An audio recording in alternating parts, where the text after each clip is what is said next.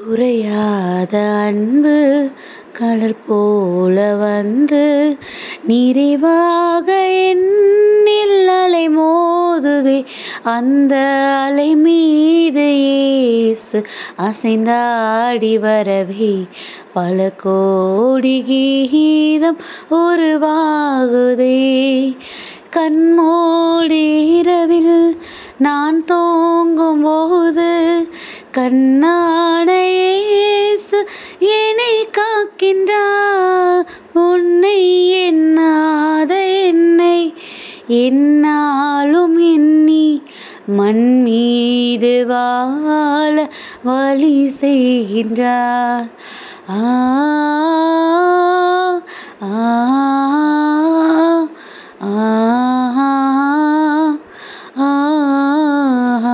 நான் மண் மீது வாழ வழி செய்கின்றார். ஹாய் குட்டீஸ், எல்லாரும் எப்படி இருக்கிறீங்க? நல்லா இருக்கீங்களா?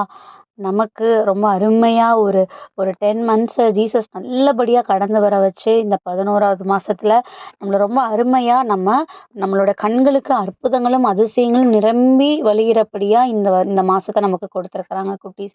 ஸோ இந்த மாதத்தில் நமக்கு என்னெல்லாம் சோதனைகள், என்னெல்லாம் போராட்டங்கள், என்னெல்லாம் சோர்வுகள் வந்தாலும் கூட நம்ம அதை என்னென்னு எடுத்துக்கிடணும், அது நமக்கான மிராக்கிள்ஸ்க்கான ஒரு வழியாக நம்ம அதை எடுத்துக்கிடணும் குட்டீஸ்.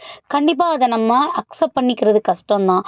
ஆனால் அதை உண்மையிலே நம்ம அக்செப்ட் பண்ணி அந்த நேரத்துலையும் கடவுளை இறுக பற்றி பிடிச்சிக்கிட்டு நம்ம அதை கடந்து வந்துட்டோம்னா இந்த மாதத்தோட முடிவில் நீங்கள் கண்டிப்பாக ரியலைஸ் பண்ணுவீங்க எவ்வளோ நம்ம நினைப்பதற்கும் மேலாக கடவுள் நமக்கு அற்புதத்தையும் ஆசீர்வாதத்தையும் நம்ம லைஃப்பில் கொடுத்துருக்கிறாரு.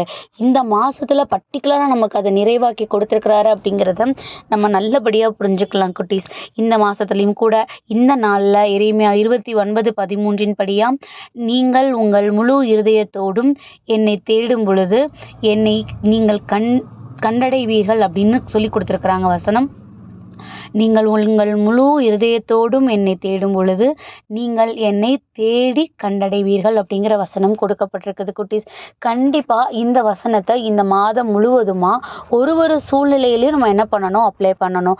மாதத்தில் நாள் நமக்கு இப்படி ஒரு வசனம் கிடைக்குது அப்படின்னோடனே நம்ம என்ன பண்ணுவோம், நமக்கு கண்டிப்பாக ஏசப்பா வந்து இந்த மாதத்தில் பிளெஸிங்ஸ் வச்சுருக்காங்க, அதை நம்ம கண்டிப்பாக கண்டுபிடிக்க போகிறோம் அப்படிங்கிற ஒரு மனநிலையோடு தொடங்குவோம். ஆனால் அந்த முழு இருதயத்தோடு நம்ம அவரை தேடுறோங்கிறத இந்த மாத கடைசி வரைக்கும் நம்மளால கொண்டு போக முடியாது. அப்படிதானே குட்டீஸ்? அது என்ன முழு இருதயத்தோட தேடுறது? முழு இருதயத்தோட அப்படின்னா அந்த இருதயம் முழுவதும் ஒன்னா செயல்படணும். அப்படி ஒன்னா அப்படிங்கிறது என்னன்னா, எந்த சூழ்நிலையா இருந்தாலும் அவர் மேல இருக்கிற நம்பிக்கை, அவர் மேல இருக்கிற ஆழமான அன்பு நம்ம எந்த ஒரு இடத்துலையும் குறையப்பட்டு போயிடக்கூடாது. ஏன் அப்படி குறையப்பட்டு போயிடக்கூடாது? ஒருவேளை அந்த அன்பு குறையுது அப்படின்னா அந்த இடத்துல போய் என்னது உட்காரும், கடவுள் மேல ஒரு வெறுப்பு போய் உட்காரும். இல்லை அவர் மேல இருக்கிற நம்பிக்கை குறையுது அப்படின்னா அந்த இடத்துல என்ன போய் உட்காரும், நம்ம வாழ்க்கையில அவர் நமக்கு இல்லையோ அப்படிங்கிற ஒரு சந்தேகம், அவர் மேலேயே நம்ம எதிர்த்து பேசுற ஒரு விஷயங்கள்லாம் அந்த குறைவான இடத்துல போய் உட்காரும். அப்படிதானே குட்டீஸ்? அதனாலதான் ஏசப்பா இன்னைக்கு நம்மளை பார்த்து சொல்றாங்க, நீ முழு இருதயத்தோட நீ என்னை நீ அக்செப்ட் பண்ணிக்கிட்டு அதுக்கப்புறம் நீ இந்த உலகப்புறமா உனக்கு வேண்டியதை நீ தேடும் போது அது கண்டிப்பா நீ என்ன பண்ணுவ, தேடி கண்டுபிடிப்ப. ஏன்னா அதற்கான வழியை நான் உனக்கு ஆல்ரெடி உருவாக்கி தந்திருப்பேன். அந்த வழியில் நீ என்ன பண்ணுவ, நீ ரொம்ப சந்தோஷமாக அந்த வழியை நீ கடந்து வருவேன்னு ஏசப்பா சொல்கிறாங்க குட்டீஸ். ஸோ இந்த நாளில் இந்த மாதத்துக்கான இந்த வார்த்தையை நம்ம எடுத்துக்குவோம்.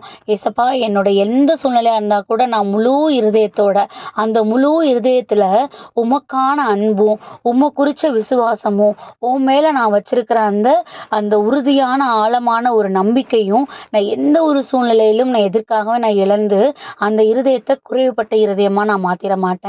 என் இருதயம் முழுவதுமா உமக்கான இருதயமா இருக்கும். இந்த மாதத்துல அப்படிப்பட்ட இருதயத்தை நான் உருவாக்கும் போது எனக்காக நீங்க குறிச்சு வச்சிருக்கிறத என் கண்கள் காணும்படிக்கு நீங்க என்னை உருவாக்கி வருவீங்க. அந்த பிளெஸ்ஸிங்ஸை நான் ஒரு சாட்சியா நான் நின்று சொல்லுவேன்னு நம்மளோட இருதயத்தை அவரோட கரங்களில் ஒப்பு கொடுப்போம் குட்டீஸ். ஏன்னா இன்னைக்கு பாடின பாடலும் அப்படிதான். நம்ம வாழ்க்கைக்கு அவர் ஒரு கலங்கரை விளக்காக இருக்கிறாரு. நம்ம லைஃப்பில் இருள் சூழ்ந்து இருக்கிற இடத்துல தான் அவர் தருகிற வெளிச்சம் நம்ம கண்ணுக்கு படும். அப்படிதானே குட்டீஸ்? ஸோ எந்தெந்த இடங்கள்லாம் இருள் சூழ்ந்து இருக்கோ அவருடைய வார்த்தை வழியாக நமக்கு கிடைக்கிற வெளிச்சத்தை நம்ம லைஃப்பில் அக்செப்ட் பண்ணிக்கிட நம்ம ட்ரை பண்ணணும். ஏன்னா அந்த வெளிச்சம் இருந்தால் தான் அந்த இருள் நீங்கும்.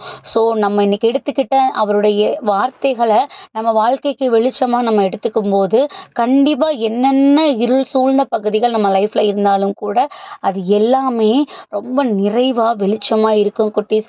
ஸோ நம்ம பெற்றுக்கொண்ட அந்த வெளிச்சத்தை நம்மளும் மற்றவங்களுக்கு வெளிச்சமாக கொடுக்கறதுக்கு நம்மளை தயார்படுத்துவோம். கண்டிப்பாக அப்படிப்பட்ட ஒரு பலனை ஏசப்பா நமக்கு கொடுப்பாங்க. ஸோ அதுக்காக ஏசப்பாட்ட ஒப்பு கொடுத்து ப்ரேயர் பண்ணுவோமா?